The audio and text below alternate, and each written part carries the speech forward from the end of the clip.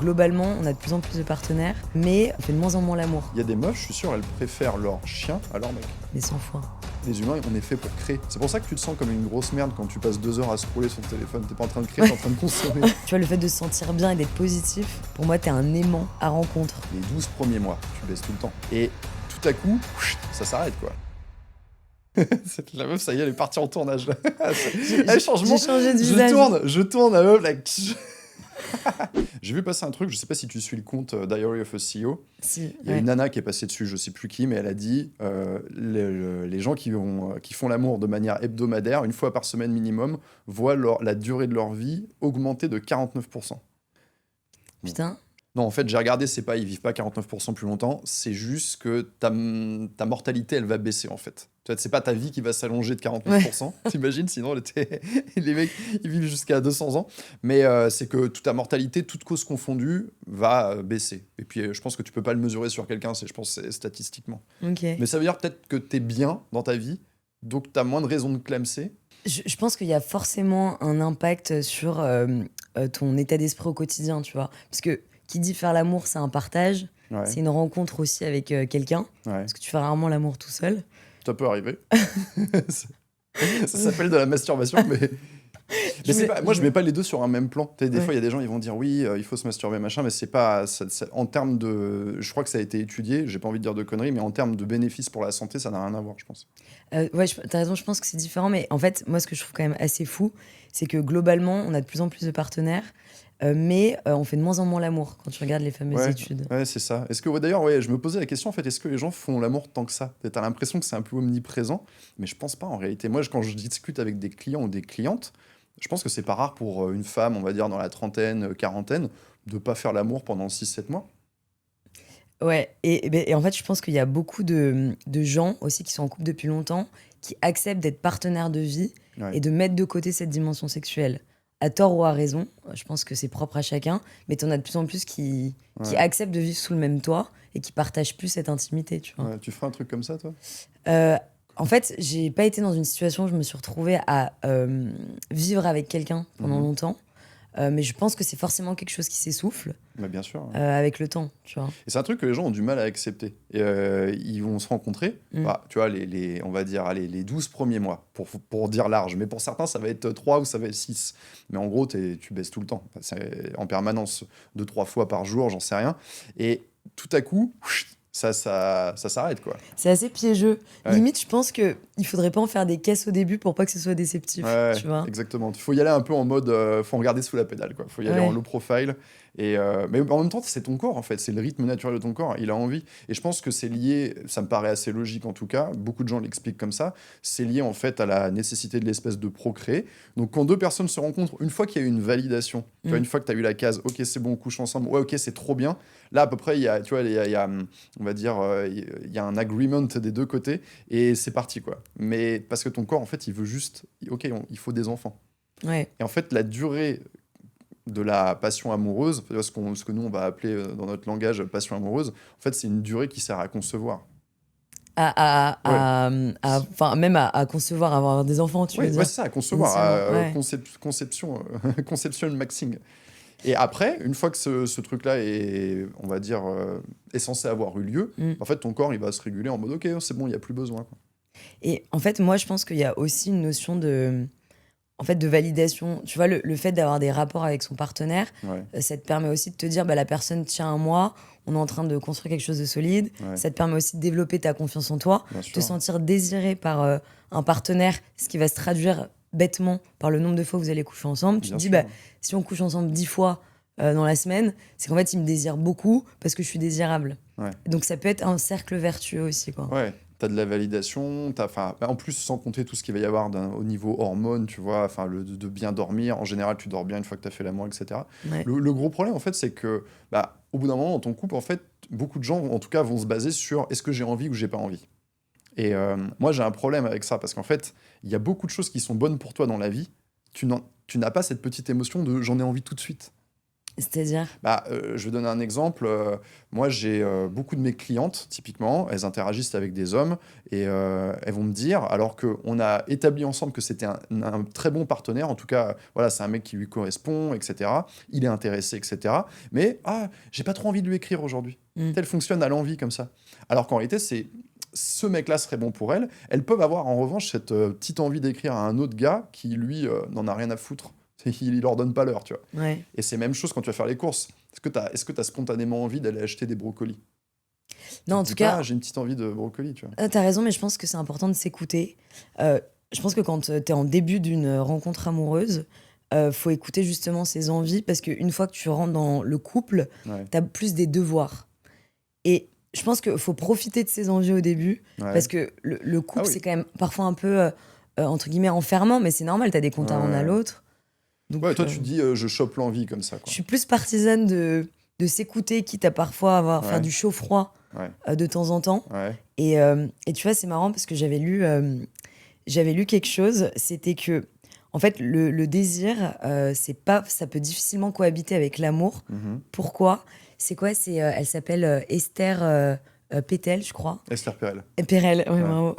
Esther Perel, et elle disait que, en fait, la source du désir, c'est le mystère, la distance et le côté inaccessible. Paradoxalement, l'amour, c'est synonyme de sécurité, de proximité. Donc ça peut difficilement cohabiter. Tu vois. Et le désir, c'est excitant, c'est challengeant, c'est l'aventure. Et l'amour, c'est une émotion qu'on va plus rattacher à la stabilité. En fait, les deux émotions n'ont rien à voir. Ouais, mais c'est triste de se dire ça, tu vois, que comment est-ce que tu arrives à maintenir le désir alors que tu as toutes les caractéristiques pour finalement pas le stimuler. En fait, on désire ce qu'on n'a pas. Ouais, bien sûr. Mais moi, je pense que c'est sur un jeu de plein et de vide. C'est-à-dire qu'en gros, comment tu vas articuler dans ton couple les moments d'absence, les moments de présence. Et en fait, comme beaucoup de gens vont faire tout en même temps, à un moment donné, évidemment, tu perds ce truc-là, quoi. Et c'est chiant parce qu'en fait, t'as le côté sexe en même temps où c'est nécessaire. Enfin, c'est pas que c'est nécessaire pour ta santé, mais c'est important en tout cas. Tu peux survivre sans faire l'amour, mais il y a des bénéfices clairs et tu n'arrives plus à avoir ces bénéfices dans ton couple.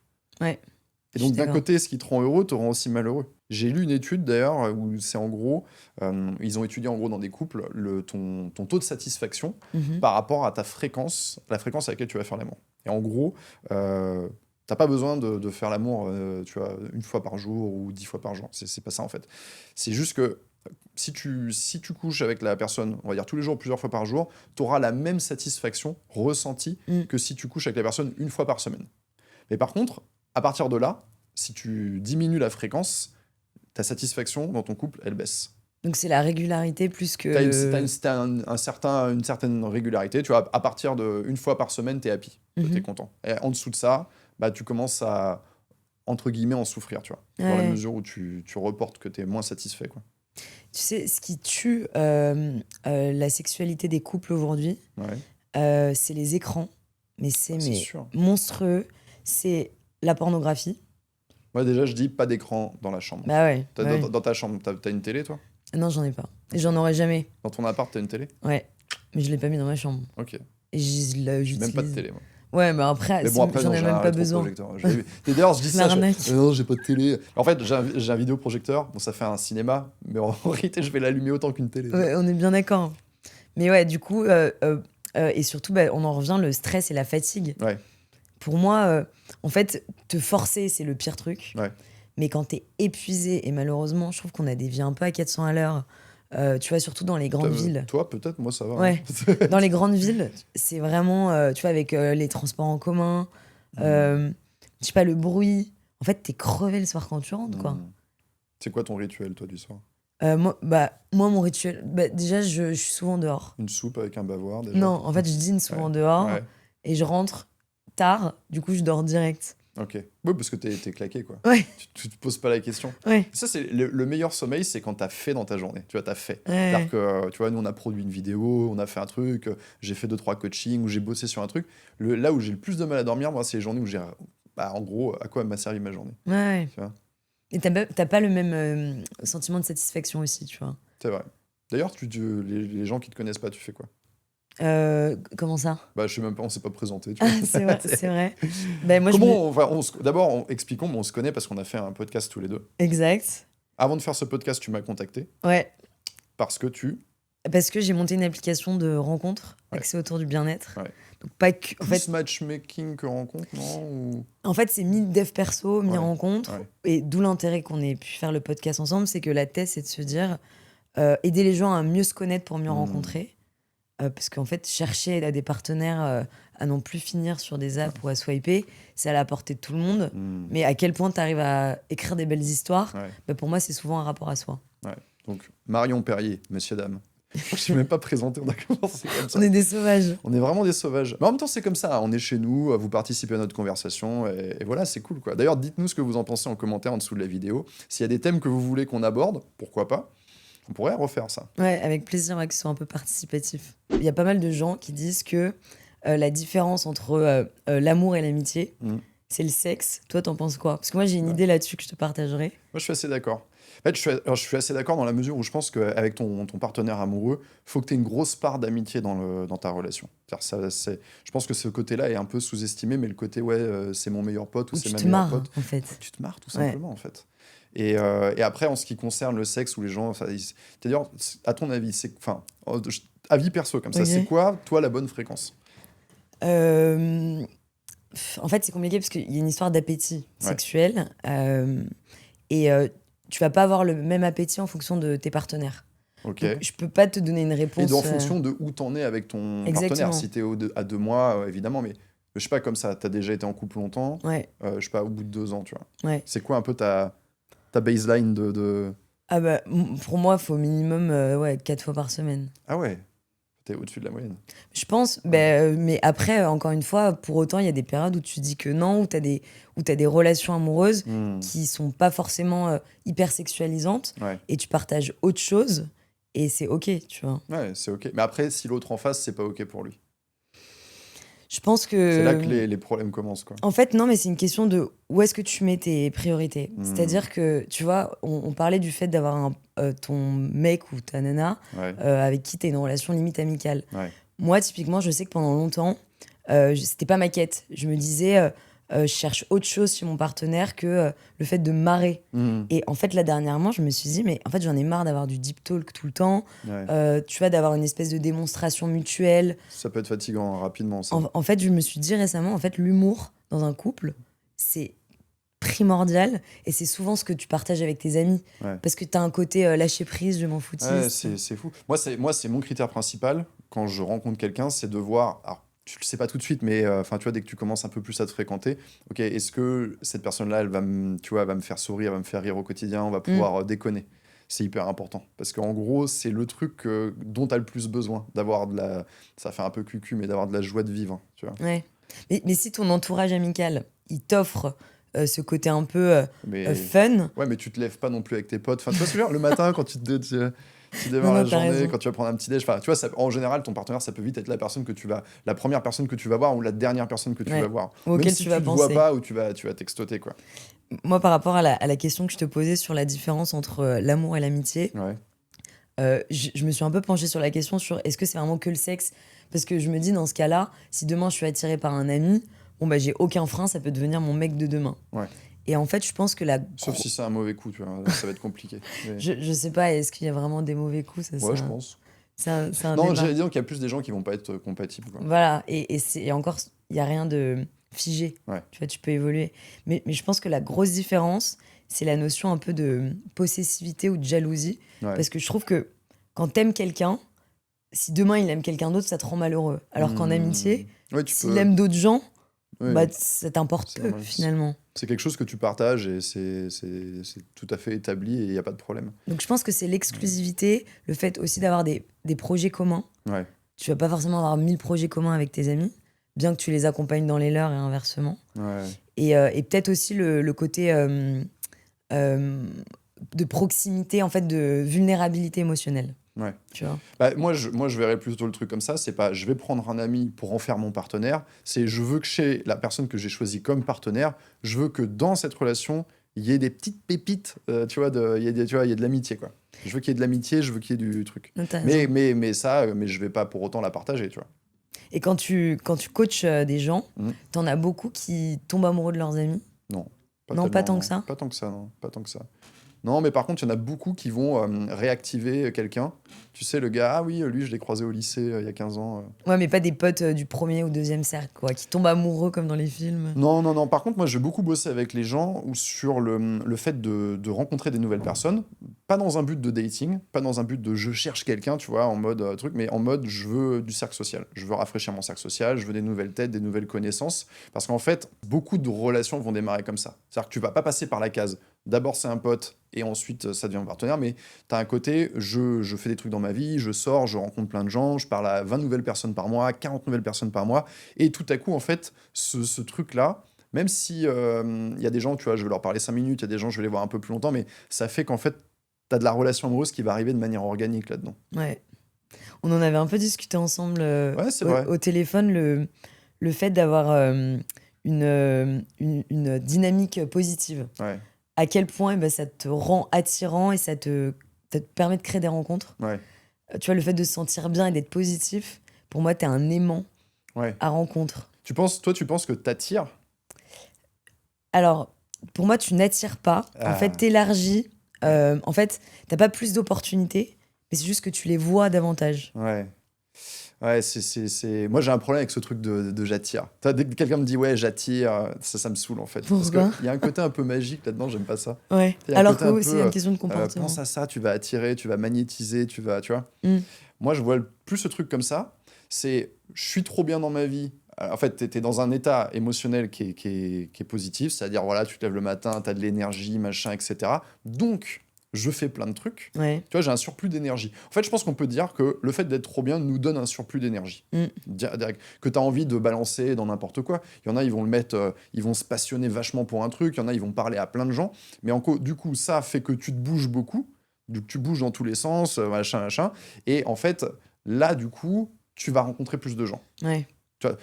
Ça peut même être virtuel. Tu peux poster davantage. Enfin, tu fais plus de choses.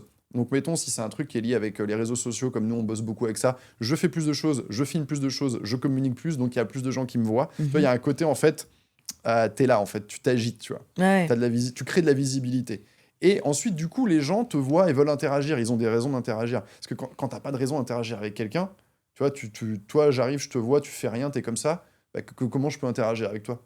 Ah ok, donc toi, t'es en train de dire que c'est aussi, ça rend plus accessible la rencontre que d'être actif. Ouais, et de faire des choses. En fait, moi, je crois beaucoup au fait, enfin, c'est pas une croyance, mais en fait, c'est que le fait de bouger, le fait de secouer, en fait, crée des trucs. Ouais. Et je pense pas que c'est lié à un truc de l'univers, des molécules. Il y a des gens, ils vont souvent expliquer ça comme ça. C'est juste que tu bouges. Là, je reviens, j'étais à New York pendant 15 jours. J'étais à New York, je bouge, tu vois. Tu fais ton voyage, tu vas dans un endroit, tu vas dans des nouveaux endroits. Donc, tu as un côté, en fait, comme ça, où tu vas déranger ta routine habituelle, en fait. Ouais. Même chose quand tu crées, tu es en train de bouger, tu es en train de faire quelque chose. Mais donc, en gros, et le fait de créer, ça te rend heureux. Le fait d'être épanoui, c'est attirant. En fait, les humains, ils ont envie de graviter autour de personnes qui leur font du bien. Bien sûr. Les gens qui sont pas toxiques. Et c'est trop vrai parce que les humains, on est fait pour créer. Ouais. C'est pour ça que tu te sens comme une grosse merde quand tu passes 2 heures à scroller sur ton téléphone. T'es pas en train de créer, t'es en train de consommer. C'est vrai, on l'a tous fait, tu vois. Ouais, bah ouais, bien sûr. Mais, et tu sais, c'est marrant parce que justement, j'avais lu une étude où c'est une étude sociologique qui disait que en moins de 5 secondes, t'arrives à ressentir l'état émotionnel de quelqu'un. Ouais. Alors que tu vois, on n'est pas magicien, mais c'est hyper fort. Ça veut dire que moi, parfois, je rejoins des potes qui me disent on va se prendre un café, on s'assoit, je les regarde dans les yeux et je vois que ça va pas. Et ça marche avec tout le monde ou c'est juste avec les gens que tu connais? Non, je pense que ça marche avec tout le monde. Il faut être un peu observateur, mais ton état émotionnel, il est, pour moi, tu le transpires, tu vois. Ouais.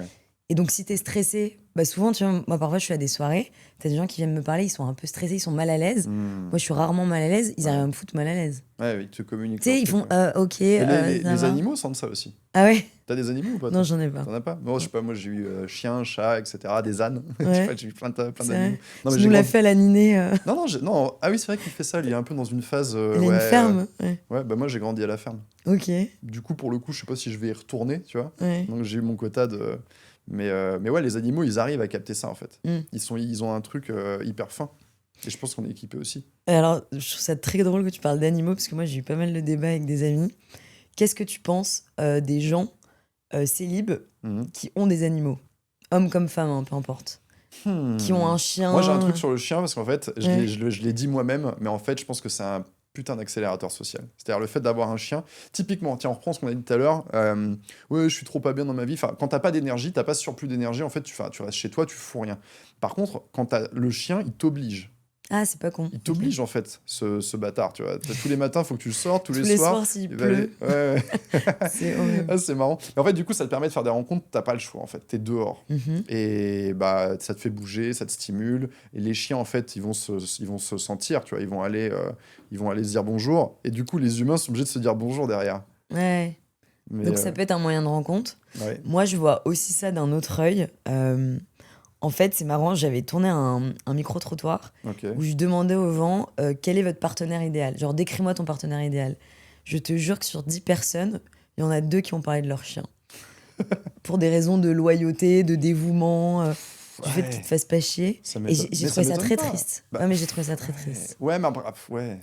Après, c'est peut-être des gens à qui il manque quelque chose aussi, tu vois. Bah, après, on va pas se mentir, je pense qu'il y a beaucoup de gens qui prennent un animal de compagnie ou des animaux de compagnie pour combler un truc. Ouais, donc ça peut être aussi un substitut à un manque d'affection ou de présence. Il y a des meufs, je suis sûr, elles préfèrent leur chien à leur mec. Mais 100 fois. Mais dans les priorités. S'il y a un incendie, par exemple, s'il y a un naufrage... Quelle angoisse. Ah putain, c'est pour ça qu'elles prennent des petits chiens, parce qu'elles peuvent vite les prendre, tu vois. Toi, ton mec, il pèse 90 kilos. Dans le cadre d'un incendie. Il va crever, tu vois. Tu fermes le verrou. Exactement. Ah, c'est marrant. Non, après, je sais pas, ouais, c'est rigolo. La nana que je fréquente, d'ailleurs, c'est assez marrant. Je fréquente quelqu'un, et en gros, quand t'as un chien, tu vois, avec toi, ça crée des situations à la con, tu vois. Et il y a toujours un truc où on est super fort, nous les humains, c'est qu'en fait, on a un chien, ouais, il est trop mignon, mais en fait, à un moment donné, il va chier, tu vois. Et t'as toujours ce moment où t'es à deux. Quand tu es en train de marcher, t'es en train de parler, Ça pourrait être romantique sur le papier. Ça pourrait. Ouais. Et en fait, là, je sais pas, le chien, il décide de s'arrêter en plein milieu de la route. Quand le feu va passer au vert, il commence à faire son truc. Ouais, mais d'un côté, ça te permet aussi d'accélérer. Enfin, vu que t'es vite gêné dans des débuts de relation pour ce genre de sujet, je trouve que c'est aussi un moyen de dédramatiser pas mal de choses, tu vois. Vrai. En parlant de gênance, l'autre jour, je suis tombé sur... je me demande pas pourquoi, mais en gros... Enfin, si, je vais dire pourquoi, mais en gros, tu regardes un film, et après, toutes les plateformes, elles te poussent autre chose derrière. Qui, en général, est censé te plaire, tu vois. Et je sais pas, je suis retombé sur des épisodes de How I Met Your Mother. Tu sais, le truc a commencé de manière random à me balancer des épisodes comme ça. Et pourquoi je parle de ça ? Oui, parce qu'en gros, j'ai commencé à regarder. J'avais pas vu ça depuis... je sais pas, ça doit avoir 15-20 ans, ce truc-là, tu vois. Moi, j'ai à peine regardé. Non, sérieux. Ouais, vraiment. Comment c'est possible ? Bah, je sais pas. Comment t'es passé à côté d'un truc. Je suis pas tombé dedans, j'ai pas glissé. Ah ouais. Putain, t'as regardé Friends ou pas ? Ouais. Ok, bon, quand même. La meuf est normale. Mais bon, disons que je commence à regarder ça et je me dis, mais en fait, j'étais incapable de regarder plus de 2 épisodes. C'est cringe de fou. En gros, t'as un personnage principal dedans là qui... bon, les gens qui vont regarder, vous allez comprendre, mais enfin, il y a un mec qui s'appelle Ted Mosby, qui est joué par, je sais plus comment il s'appelle cet acteur, mais et en fait, ce mec, c'est un peu un nice guy, tu vois, c'est un peu le mec gentil, mais en fait, quand tu regardes son comportement dans la série, c'est un putain de forceur. C'est un putain de forceur, en fait, qui se dit que, parce que je ressens ça, alors je vais insister comme un malade, en fait. Parce que le mec, il est persuadé que cette nana, c'est la femme de sa vie. Tout à coup, il va se mettre à faire des trucs, mais complètement déjantés, qui peuvent avoir l'air romantiques, un peu comme ça, mais c'est too much, quoi. Moi, pour moi, il y a un sujet, c'est l'amitié homme-femme. Et j'ai souvent eu le sentiment, avec des amis à moi, qui, au bout de 10 ans, m'avaient fait une espèce de déclaration d'amour. Donc déjà, j'étais un peu sur le cul. Et qui me disaient, tu m'as envoyé des signaux qui laissaient penser que... C'est quoi les signaux ? Alors, de toi à moi, il n'y en avait pas, qu'on soit bien clair. Et en fait... Non, mais peut-être pas intentionnellement, mais qu'est-ce qu'eux, ils ont capté comme signe mais en fait, c'est pour ça que, pour moi, c'est comme dans la série dont tu parles. C'est qu'en fait, tu vois ce que tu veux voir. Et tout est sujet à interprétation. Demain, je peux te tenir une porte ou je peux te sourire. Si on est dans un cadre professionnel, tu vas te dire, elle est bien élevée. Si on est dans un bar et qu'il est minuit, tu vas dire que je te drague. Ouais, ou tu te touches les cheveux, voilà. Ça peut être des trucs comme ça. Ou des tocs. Ouais. Et du coup, je suis un peu tombée des nues là dernièrement quand j'ai eu droit à ce genre de... Enfin, tu vois, à cette annonce de proche à moi. Je me suis dit, est-ce que l'amitié homme-fille existe vraiment ? Est-ce que j'ai mal fait quelque chose ? Tu vois, mais je commence à m'interroger. Ouais, bah oui, elle existe, évidemment, mais en fait, à partir du moment où il y en a, tu vois, la personne qui t'a envoyé ça, elle est attirée. Ouais. Je pense que l'attirance se met entre les deux, tu vois. Il faut que ce soit réciproque. Tu vois, le test pour savoir si, c'est plus difficile pour les femmes en fait, parce que le désir masculin, il va avoir ce côté un peu comme ça, bouillonnant, machin truc, on sait pas exactement ce qui va se passer, mais typiquement, tu prends tous tes potes mecs, Ouais. tu peux faire le test, en gros, tu t'enfermes, enfin, imagine si tu t'enfermes avec eux et personne le sait, il peut se passer n'importe quoi, mais personne va le savoir, est-ce que les mecs te sautent dessus? Ce serait pas très modeste de Non, mais ma part de tu vois, dire oui. toi, tu peux, je pense que tu as la réponse en fait. Tu dis, ah lui, je sais quoi, je En sais fait, qu'il va tenter. ouais, en fait, tu dis que pour eux, il y a une opportunité sexuelle Ils vont qui la est prendre, hein. possible. Ouais, mais si on a une, est-ce qu'ils vont la prendre, tu vois? Ouais. Je pense que beaucoup de mecs, pour eux, c'est difficile de pas prendre cette opportunité, tu vois. J'écoutais la radio l'autre jour et je crois que je sais pas si c'était sur Europe 1 et il disait que 6 personnes sur 10 ont déjà couché avec leurs amis. Ah ouais, Ouais, c'est énorme quand c'est même. énorme. J'ai pas couché avec 6 de mes amis, moi. Mais non, C'est plutôt des mecs, mes amis en mais même non, temps. 6 personnes sur 10, pas. Je sais. Non mais, tu vois, 60%. C'est énorme. Mais toi, Moi, je l'ai jamais fait. Voilà. Même pas 1%. Même zéro, j'ai jamais Zéro. fait. Je cloisonne, Je quoi. réfléchis. Non, mais ça, c'est plus un truc d'adolescence, ça. Où en fait, tes amis, en même temps, tu vois. Nous, Ou on de se sépare. post-divorce, Ouais, de peut-être. gens Ouais. qui. C'est des échanges de bons procédés. Hein.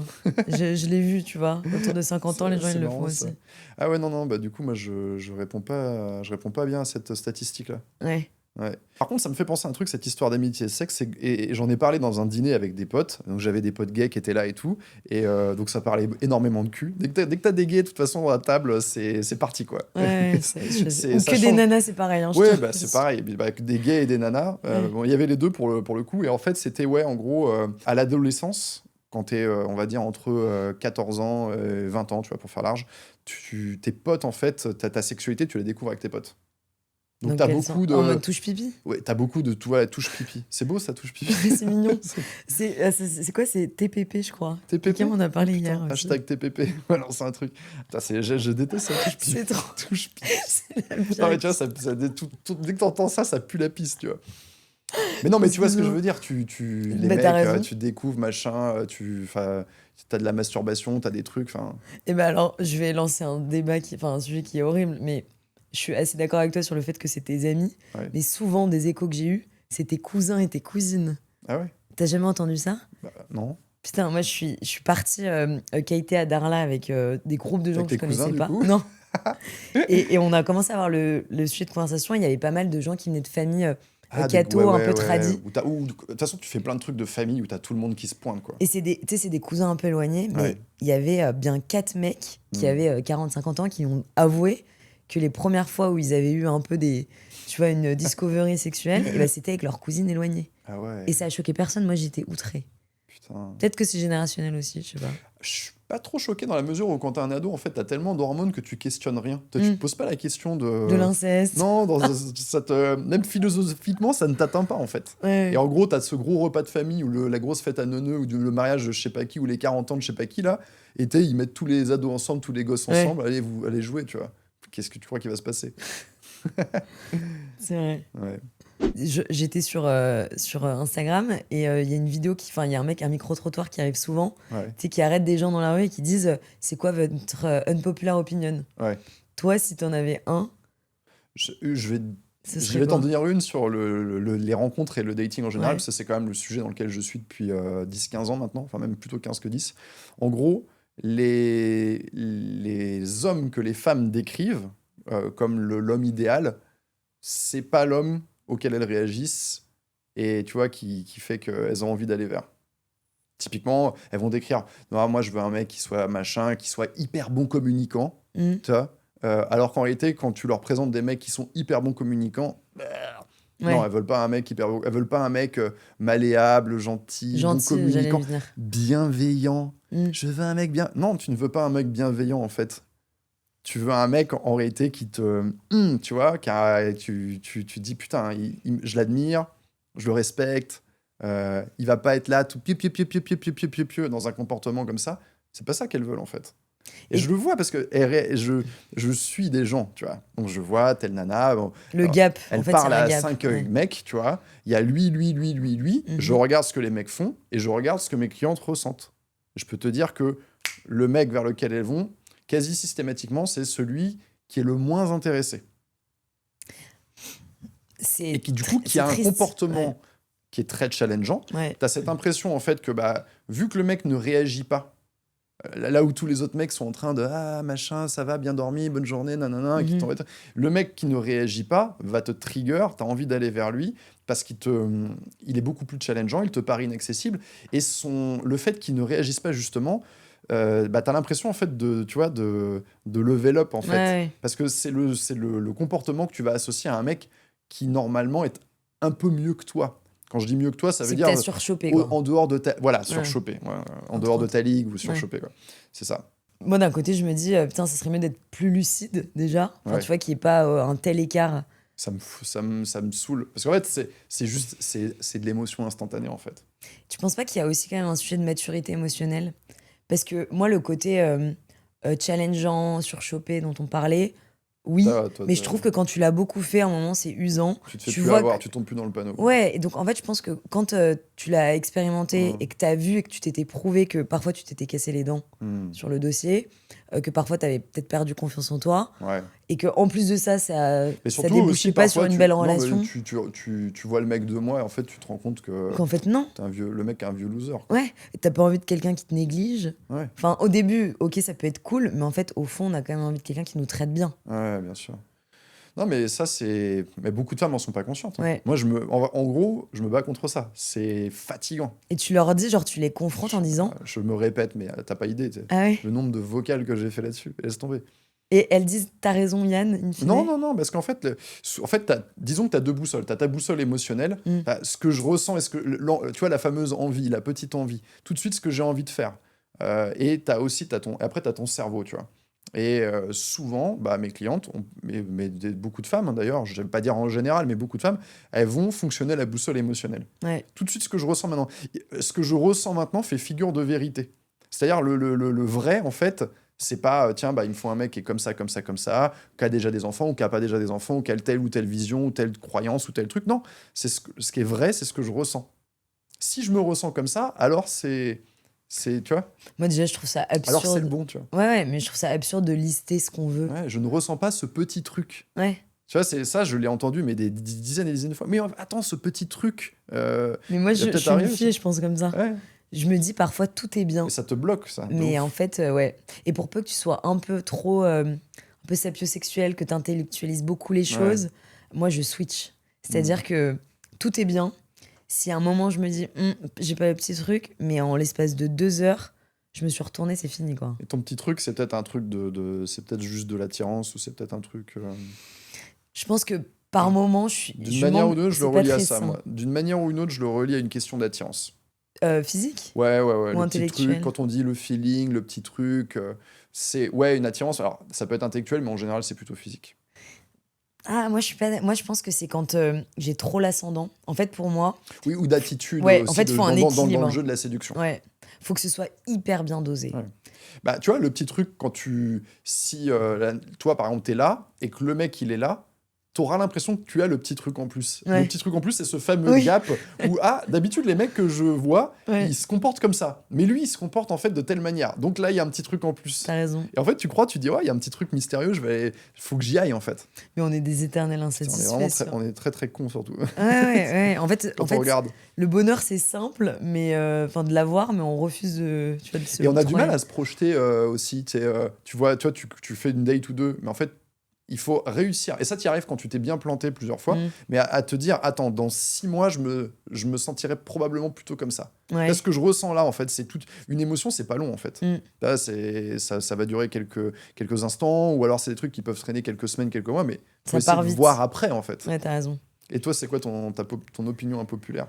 Putain, je pense que les gens vont pas forcément être d'accord. Et d'ailleurs, en plus, j'avais reçu une experte... Une menace de mort, je crois. Non. Une experte en relations amoureuses qui, elle, prônait tout à fait l'inverse. Ouais. En gros, je suis convaincue qu'on n'est pas fait pour être monogame, mais dans le sens où je pense qu'on n'est pas fait pour avoir un seul partenaire de vie, mais éventuellement d'en avoir plusieurs. Ouais. Et pourquoi je te dis ça? Parce que à l'époque, déjà notre espérance de vie, c'était genre 40 ans, tu vois. Là, on vit 85 ans. Ça, là-dessus, de l'espérance de vie, non. Enfin, c'est parce qu'en gros, si tu veux, il y avait des gens qui mouraient. Enfin, faut pas. Ça, c'est plutôt la moyenne, tu vois, la mortalité moyenne. Ce que je veux dire, c'est qu'on a une espérance de vie qui est quand même beaucoup plus importante qu'avant. Ouais. Oui, elle mais est rallongée. t'as des philosophes grecs qui vivaient jusqu'à 80 ans, tu vois. Ouais, oui, tu vois ce que je veux dire? C'est-à-dire que la majorité des gens mourraient pas à 40 ans. Ce serait malheureux. Ouais. En tout cas, mon point, c'est que on est des êtres qui évoluons parce qu'on se nourrit de trucs exogènes au quotidien. Et en fait, je trouve ça beaucoup plus beau de te dire que tu peux éventuellement avoir 2-3 super belles histoires de 10 ans. Ouais. Mais en fait, de demander à l'autre d'être tout le temps de devoir te suivre sur toutes tes évolutions, c'est pas évident. Bah, c'est même c'est difficile. Ouais. Et t'as plein de versions de toi-même. Ouais. Tu vois, une femme de 30 à 40, après de 50 à 60. Et moi, je suis plus partisane de dire que même si ça va pas dans le sens du mariage et de l'engagement religieux. Après, tu peux avoir plusieurs mariages, si tu suis ta logique. C'est des chapitres, en fait. C'est des injonctions aussi. Saison 1, saison 2. Mais donc, je suis quand même... en fait, j'ai vu mon père, par exemple, retomber amoureux à 60 ans. Ouais. Et il m'a pris le bras dans la cuisine. Il m'a dit, putain, je suis à nouveau amoureux. Et il était choqué. Et je me suis dit, mais il aurait jamais dit ça s'il était resté avec ma mère à se déchirer pendant 30 ans. Ouais. Pour moi, il faut pas confondre réussite et durée. Ouais, je suis d'accord. Je sais pas ce que tu en penses, hein. C'est pas... Moi, je suis assez romantique, donc j'ai ce vers quoi je veux tendre, c'est ok, une personne avec qui tu vas rester. J'ai cette image aussi de mes parents qui sont encore ensemble, malgré le fait qu'il y a peut-être eu 2, 3, 4 années, je sais plus exactement parce que j'étais petit, où ils se déchiraient, mais au final, tu vois, ça a fonctionné. Mais je suis d'accord que en réalité, bah, tu vois, si ton couple est merdique, à un moment donné, autorise-toi. T'as qu'une vie, en fait. Et c'est pas un échec. Non, en fait, s'autoriser de reconstruire quelque chose, c'est pas un échec. C'est une opportunité de faire mieux la fois d'après. Ouais. Après, là où je trouve ça dommage, c'est où les gens vont automatiquement se dire ah, ok, ça marche pas, c'est bon, j'arrête. Non, ouais. Oui, en fait, finalement, ils ont simplement pas... Ils ont pas fait le taf, ils ont pas fait attention à leur couple. Évidemment qu'en fait, à un moment donné, le couple, c'est un truc qui te demande de l'attention. Et si tu le nourris pas, etc., bah oui, évidemment que tu vas te séparer. Enfin, ça me paraît évident. En tout cas, je pense que pendant 10 ans, si c'est fou et que tu as consumé et que tu t'es fait du bien pendant 10 ans et que ça s'arrête, c'est ok. T'es en couple ou pas, toi? Non, je fréquente quelqu'un. Ok. Et ta précédente relation, elle s'est arrêtée justement parce que vous aviez des... non, globalement, il n'y avait plus de sentiments, quoi. Ouais. Ok. Oui, donc ça, c'est encore autre chose. Ouais. Tu peux... En fait, moi, j'ai vécu ça où tu as des sentiments, tu es pleinement conscient que tu es encore amoureux de la personne et la personne est encore amoureuse de toi, mais tu vois vraiment ce truc de... Tes chemins de vie. Tu vois vraiment le truc où, oh meuf, t'es en train de devenir... J'ai pas signé pour ça, tu vois. T'es en train de devenir quelqu'un d'autre. Moi, peut-être aussi, mais en tout cas, ça matche plus, en fait. Ouais, et surtout que l'enjeu, c'est de s'apporter des choses. T'imagines, t'as 30 potes, t'as un partenaire. Ouais. Putain, tout ce qui repose sur ses épaules, je peux comprendre qu'à un moment, tu sois fatigué aussi, tu vois. Ouais, bien sûr. Mais oui, puis aussi, on attend énormément du partenaire, quoi, aujourd'hui. On s'en rend pas compte, mais... Parce qu'on n'a pas cet élément de comparaison immédiat, mais tu vois, la génération de nos parents ou de nos grands-parents, en fait, le couple, il y avait beaucoup moins de choses qui pesaient dessus. Ouais. Enfin, je veux te dire un truc à la con, mais je sais pas, mon grand-père, il partait le matin à 5h, il revenait le soir à 21h, et il n'y avait pas de texto toute la journée, il n'y avait pas de...